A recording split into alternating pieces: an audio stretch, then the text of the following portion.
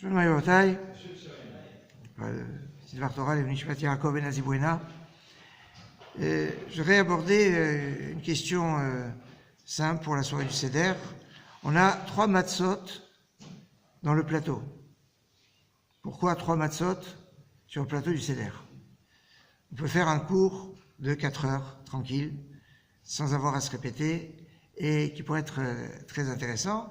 Je voudrais d'abord commencer avec une explication, on va dire, technique de base. C'est que on est un soir de fête.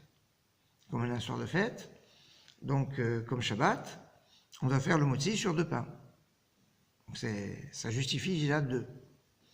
Maintenant, pourquoi il faut qu'il y ait un 3e? Parce que la matzah est appelée lechem oni, un pain de pauvre. C'est-à-dire quoi un pain de pauvre? Il y a plusieurs explications. Une explication, c'est que le pauvre, il n'a pas beaucoup d'argent pour faire chauffer le four pendant longtemps. Donc, à peine il pétrit, et hop, il enfourne. Parce qu'on ne peut pas laisser le four tourner pour rien. Donc, la pâte n'a pas le temps de lever, c'est pour ça qu'on appelle ça un pain de pauvre. Autre explication, c'est un pain de pauvre, c'est que dans la matzah, vous avez de la farine et de l'eau uniquement. Il n'y a ni jus de fruits, ni vin, ni sucre, ni quoi que ce soit. Sinon, ça devient de la matzah ashira, la matzah riche, enrichie. Et donc elle n'est pas valable pour la soirée du Seder. 3e explication, la matzah est un pain de pauvre, parce que le pauvre, il n'a que des bouts de pain, il n'a pas de pain entier. Il a des briques et des brocs, et il n'a pas de pain entier. Or, si la matzah doit être un morceau qui est pas entier, alors je vais avoir un problème. Parce que quand on fait le motzi, il faut faire le motzi sur un pain qui est entier. Or, on a dit qu'il nous faut 2 pains, parce que c'est soir de fête. Donc, on a 2 pains qui sont entiers, et un qui n'est pas entier. Donc ça, c'est l'indécence. Si on veut pousser un petit peu plus loin, on va nous dire que la matzah, elle a été consommée, on va dire, dans 3 sens. Le premier sens, c'est voici le pain de misère qu'ont mangé nos pères quand ils étaient en Égypte. Et l'Ibn Ezra nous dit que souvent ce qu'on donne aux esclaves, c'est de la matzah. Pourquoi? Parce que c'est un pain qui est lourd un peu, qui tient bien l'estomac et qui fait que on le conserve facilement. C'est un pain de prisonnier. Donc la matzah évoque le pain de la prison, le pain de l'Égypte. Il y a une autre approche, c'est que avant de sortir d'Égypte, Hachem a dit aux enfants d'Israël, vous allez faire la soirée de Pessah, où vous allez abattre un agneau, un mouton, qui était la divinité de l'Égypte, vous la mangerez grillée le soir de Pessah, et vous allez manger ça avec des matzot. Pourquoi avec des matzot? Hachem n'a pas donné de raison. Il n'a pas donné de raison.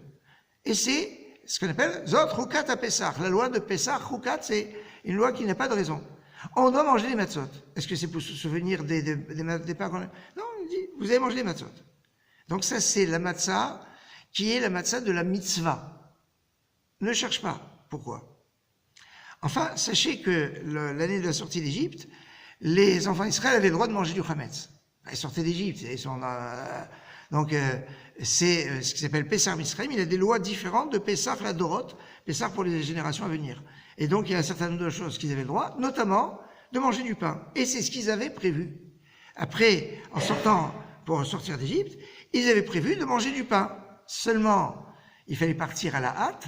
Et alors, l'explication la plus classique, c'est-à-dire comme il fallait partir à la hâte, on dit, on n'a pas le temps que le pain lève, il faut de suite le mettre à cuire, et on va partir.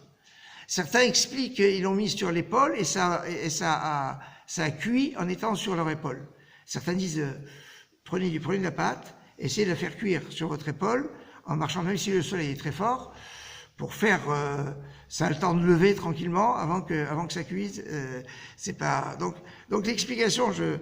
Vous pourrez choisir l'explication que vous voulez, mais on peut dire que ils ont dû la cuire très vite parce qu'ils devaient partir à la hâte, et donc la matzah est pas le symbole du pain de misère qu'on a mangé en Égypte, mais le pain de la liberté qui ne supporte pas 1 minute de retard.